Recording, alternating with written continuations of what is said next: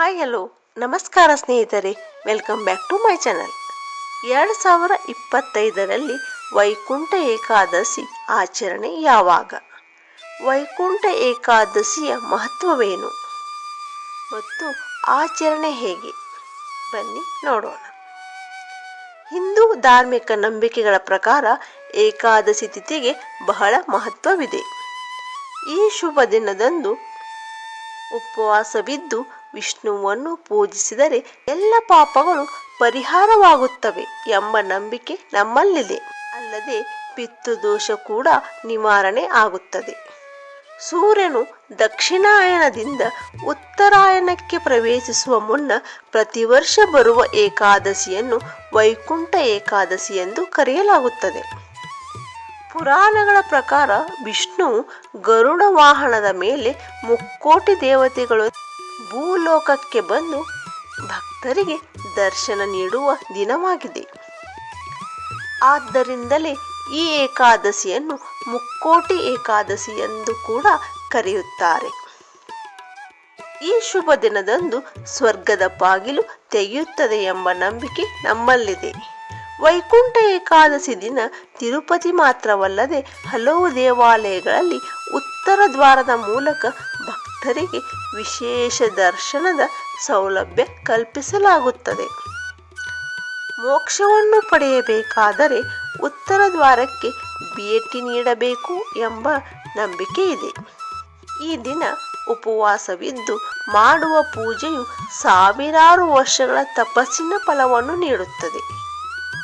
2025 ವೈಕುಂಠ ಏಕಾದಶಿ ಯಾವಾಗ? ಶುಭ ಮುಹೂರ್ತ ಸೇರಿದಂತೆ ಇನ್ನಿತರ ವಿಚಾರಗಳ ಬಗ್ಗೆ ತಿಳಿಯೋಣ. 2025ರಲ್ಲಿ ಪುಷ್ಯ ಮಾಸದ ಏಕಾದಶಿಯನ್ನು ಪ್ರಥಮ ಏಕಾದಶಿ ಅಥವಾ ವೈಕುಂಠ ಏಕಾದಶಿ ಎಂದು ಕರೆಯುತ್ತಾರೆ.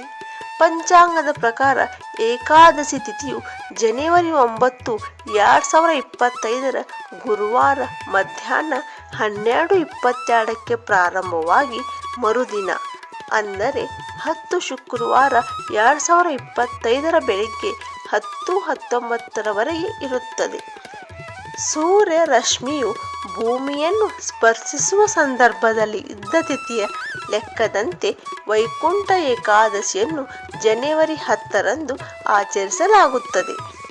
ಮರುದಿನ ಅಂದರೆ ಜನವರಿ 11ರಂದು ದ್ವಾದಶಿಯ ದಿನ ಉಪವಾಸ ದೀಕ್ಷೆಯನ್ನು ಮುರಿಯಬೇಕು. ಆಹಾರ ಸೇವನೆಯ ಮೂಲಕ ಉಪವಾಸ ಮುರಿಯುವ ಕ್ರಮವನ್ನು ಪಾರಣೆ ಎನ್ನುತ್ತಾರೆ. ದ್ವಾದಶಿಯ ಪಾರಣೆಗೆ ಸೊಪ್ಪಿನಿಂದ ತಯಾರಿಸಿದ ಆಹಾರ ಒಳ್ಳೆಯದು ಎನ್ನುವ ನಂಬಿಕೆ ಇದೆ.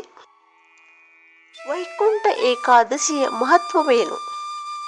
ವೈಕುಂಠ ಏಕಾದಶಿಯನ್ನು ಸೂರ್ಯೋದಯಕ್ಕೆ ಮುನ್ನ ಎದ್ದು ಸ್ನಾನ ಮಾಡಿ ಉಪವಾಸ ಆರಂಭಿಸಿ ದೇವರ ಮುಂದೆ ತುಪ್ಪದ ದೀಪ ಬೆಳಗಿಸಿ ವಿಷ್ಣು ಹಾಗೂ ಲಕ್ಷ್ಮಿಯನ್ನು ಪೂಜಿಸಬೇಕು. ಇಡೀ ದಿನ ಉಪವಾಸ ಮಾಡಲು ಸಾಧ್ಯವಾಗದೇ ಇರುವವರು ಹಣ್ಣುಗಳನ್ನು ಸೇವಿಸಬಹುದು. ಏಕಾದಶಿ ಮರುದಿನ ಬಡವರಿಗೆ ಅನ್ನದಾನ ಮಾಡಬೇಕು. ವೈಕುಂಠ ಏಕಾದಶಿ ದಿನದಂದು ಉತ್ತರ ದ್ವಾರದಿಂದ ಶ್ರೀ ಮಹಾವಿಷ್ಣುವಿನ ದರ್ಶನ ಪಡೆಯಲು ಭಕ್ತರು ಕಾಯುತ್ತಿರುತ್ತಾರೆ. ವೈಕುಂಠದ ಬಾಗಿಲು ತೆರೆಯುವ ಈ ದಿನ ಶ್ರೀಹರಿಯು 3 ಕೋಟಿ ದೇವತೆಗಳೊಂದಿಗೆ ಭೂಮಿಗೆ ಬಂದು ಭಕ್ತರಿಗೆ ದರ್ಶನ ನೀಡುತ್ತಾನೆ.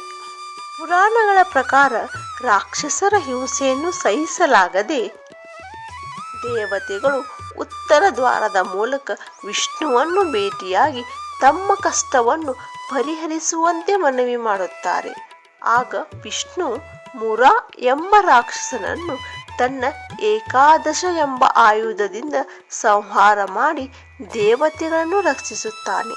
ಅಂದಿನಿಂದ ಉತ್ತರ ದ್ವಾರದ ಮೂಲಕ ವಿಷ್ಣುವಿನ ದರ್ಶನ ಮಾಡಿದರೆ ಎಲ್ಲ ಸಮಸ್ಯೆಗಳಿಗೂ ಪರಿಹಾರ ಸಿಗುತ್ತದೆ ಎನ್ನುವ ಅಚಲ ನಂಬಿಕೆ ಭಕ್ತರಲ್ಲಿದೆ.